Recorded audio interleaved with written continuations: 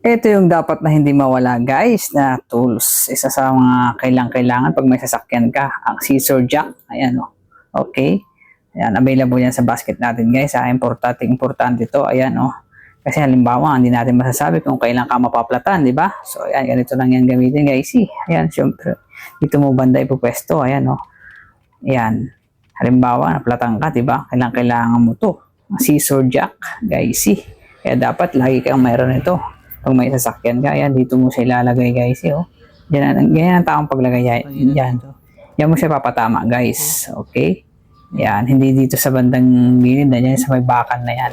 Okay, tapos start na natin ikutin, oh. Ganyan lang siya guys. Yan, ikutin nyo. Yung nga pala guys, ano to 1.5 ton yung kinuha ko, ayan, oh. Kayang-kaya niyang itaas din, oh. Diba? Okay, ayan.